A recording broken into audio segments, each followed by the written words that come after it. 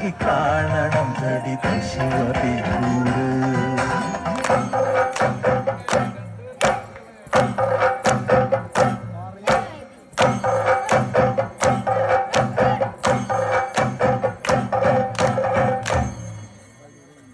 നാടിനൊത്ത നടുവില് പച്ചക്കൊട പിടിക്കണ കാട്, വട്ടത്തില് കൂടുവാൻ അവിടെടവുമുണ്ടൊരുപാട്.